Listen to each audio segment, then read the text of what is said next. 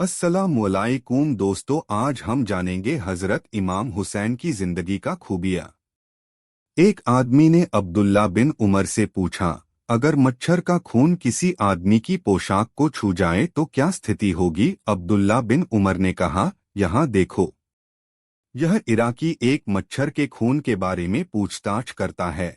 हालांकि इन्हीं इराकियों ने अल्लाह के पैगंबर के बेटे को मार डाला था और मैंने खुद पवित्र पैगंबर को यह कहते हुए सुना है, हसन और हुसैन मेरे दो सुगंधित फूल हैं इस दुनिया में।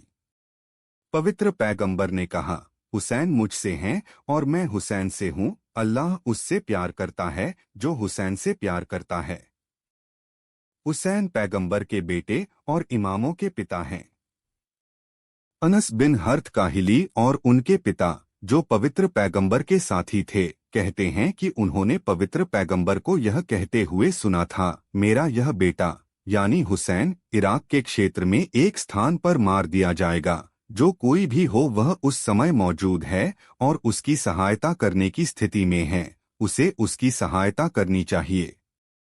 पवित्र पैगंबर द्वारा कही गई बातों की प्रस्तावना 60 हिजरी में स्पष्ट हो गई और इमाम हुसैन भी शहादत के लिए तैयार हो गए। हालांकि ऐसा नहीं था जैसा कि कुछ लोगों ने कल्पना की थी, क्योंकि उसकी मौत से बचने की कोई संभावना नहीं थी और वह जानता था कि अगर उसने आत्मसमर्पण किया तो भी उसे मार दिया जाएगा। वह असहाय हो गया और खुद को शहादत के लिए उजागर कर दिया। वास्तव में यह स्थिति नहीं थी और जो कोई भी ऐसा कहता या लिखता है वह कुछ घटिया और आधारहीन बात कहता है।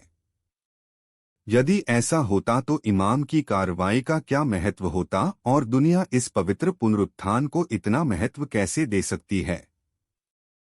यह आंदोलन इस्लाम के इतिहास के सभी पवित्र आंदोलनों का केंद्र बिंदु है और वास्तव में सभी पवित्र धार्मिक आंदोलनों का केंद्र है, चाहे वे इमाम हुसैन से पहले शुरू किए गए हों या उनके बाद जैद बिन अली हुसैन बिन जैद साहिब द्वारा नेतृत्व किए गए हों।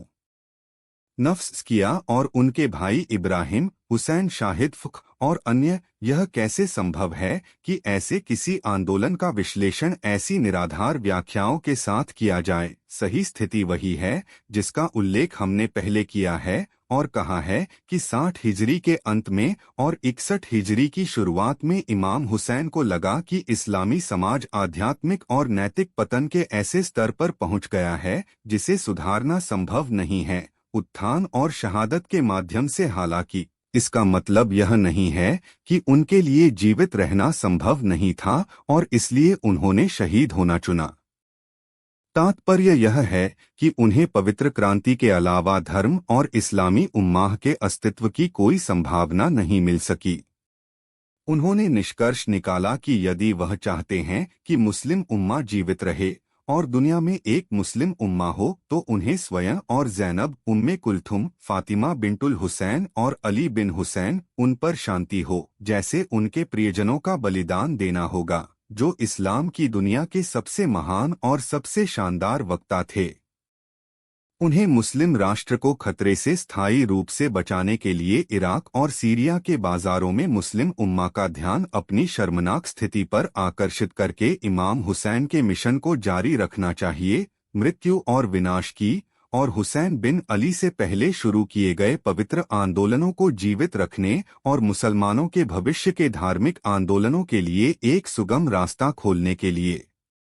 मदीना के गवर्नर वालिद बिन उतबा ने उस समय के खलीफा के आदेशों के तहत इमाम को समर्पण करने और निष्ठा की शपथ लेने के लिए मजबूर करने की कोशिश की और 28 रजब की रात की घटना हुई। इमाम ने शपथ नहीं ली, निष्ठा की शपथ ली और अपना अंतिम निर्णय अगले दिन के लिए टाल दिया। इसके बाद अब्दुल्ला बिन जुबैर घबरा गए और अगले दिन मदीना से भाग गए, लेकिन इमाम मदीना में ही रुके रहे। उस दिन वह यह जानने के लिए अपने घर से बाहर निकला कि क्या कोई ताजा खबर है। मारवान बिन हकम उनसे सड़क पर मिले और बातचीत के दौरान उनसे कहा, सर, मैं आपका शुभचिंतक हूँ, आपको मेरी बात सुननी चाहिए और मैं जो कहता हूँ उसे सुनना चाहिए। इमाम ने जवाब दिया, मुझे बताएं कि आपको क्या कहना है। अगर यह मेरे लिए कुछ अच्छा है तो मैं निश्चित रूप से इसे स्वीकार करूंगा। मारवान ने कहा, मेरा सुझाव है कि आपको यजीद के प्रति निष्ठा की शपथ लेनी चाहिए। यह आपकी दुनिया के साथ साथ आपके विश्वास के लिए भी फायदेमंद होगा। यानी यदि आप यजीद को मुस्लिम राष्ट्र के खलीफा, इमाम और नेता के रूप में पहचानते हैं और उसका समर्थन करते हैं, दुनिया के मुसलमानों के उनके नेतृत्व से आप अपने ईमान के साथ साथ अपने सांसारिक हितों की भी रक्षा करेंगे। लेकिन यदि आपने उनकी शपथ नहीं ली और उनका विरोध किया तो आप अपना ईमान नष्ट कर देंगे और दुनिया भी आपसे दूर हो जाएगी आपके हाथ। इमाम ने मरवान के इन अभिमानपूर्ण शब्दों के उत्तर में कहा, हम अल्लाह की ओर से हैं और हम सब उसी की ओर लौटेंगे।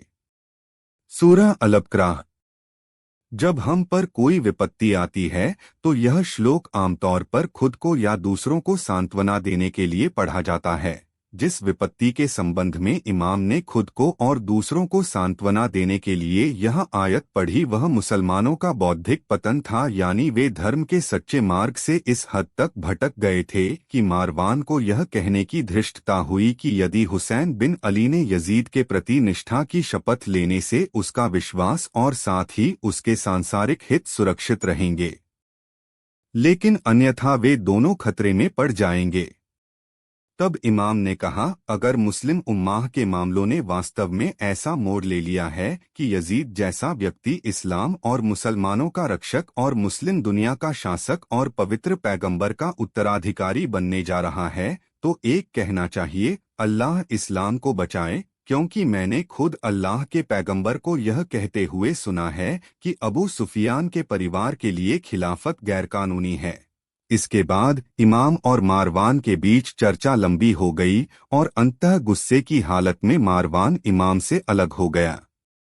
इमाम हुसैन मदीना से मक्का गए और जिलहज के 8वें दिन, जिसे तरवीह दिन कहा जाता है और जो उस दिन के साथ मेल खाता था जिस दिन हानी बिन उरवाह को इब्न जियाद ने गिरफ्तार किया था और मुस्लिम बिन अकील ने कूफा में विद्रोह किया था, उन्होंने इमाम हुसैन इराक की ओर बढ़े। मुसलमानों को उस समय इमाम के मक्का से अचानक चले जाने पर बहुत आश्चर्य हुआ जब हज की रस्में अदा की जानी थीं।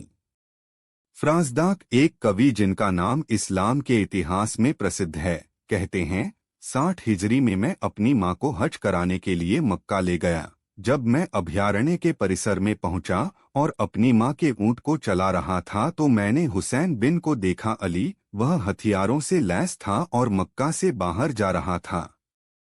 मैंने लोगों से पूछा, ये ऊंट किसके हैं? उन्होंने उत्तर दिया कि वे हुसैन बिन अली के हैं। इसके बाद मैं इमाम के पास गया, उन्हें सलाम किया और कहा, हे अल्लाह के पैगंबर के बेटे, अल्लाह आपकी इच्छाएं पूरी करें और मेरे माता पिता आपकी फिरौती बने। आप हज की रस्में अदा किए बिना मक्का क्यों छोड़ रहे हैं? उन्होंने उत्तर दिया, यदि मैंने जल्दबाजी नहीं की होती और शहर से बाहर नहीं आया होता तो मुझे गिरफ्तार कर लिया गया होता। फिर उसने मुझसे पूछा, तुम कौन हो? मैंने उत्तर दिया, मैं एक अरब हूँ। मैं अल्लाह की कसम खाता हूँ कि उसने मेरे बारे में कोई और जांच या पूछताछ नहीं की। फिर उन्होंने कहा, क्या आप उन लोगों यानी इराकियों के बारे में कुछ जानते हैं जिन्हें आप पीछे छोड़ आए हैं? मैंने उत्तर दिया, आपने इसके बारे में सही व्यक्ति से पूछताछ की है। मैं उन लोगों को अच्छी तरह से जानता हूँ, उनके दिल आपके साथ हैं और उनकी तलवारें आपके खिलाफ हैं। ईश्वरीय आदेश स्वर्ग से उतरता है और अल्लाह वही करता है जो उसे पसंद है। इमाम ने उत्तर में कहा, आपने सच कहा है, केवल वही होता है जो अल्लाह चाहता है। यदि ईश्वरीय आदेश हमारी इच्छा के अनुसार है तो हम अल्लाह को उसके आशीर्वाद के लिए धन्यवाद देंगे और वह ही है जो किसी को सफल भी बना सकता है। धन्यवाद का मामला। और यदि ईश्वरीय आदेश हमारी इच्छाओं के अनुरूप नहीं है और आशा का मार्ग अवरुद्ध करता है, तब भी जिसके पास अच्छे इरादे और शुद्ध हृदय है वह नष्ट नहीं होता है। फ्रांसदाक ने कहा, अल्लाह आपकी इच्छाएं पूरी करे और आपको सभी विपत्तियों से बचाए। फिर फराजदाक ने इमाम से हज समारोहों के बारे में पूछताछ की और अपेक्षित उत्तर प्राप्त करने के बाद उनसे विदा ली।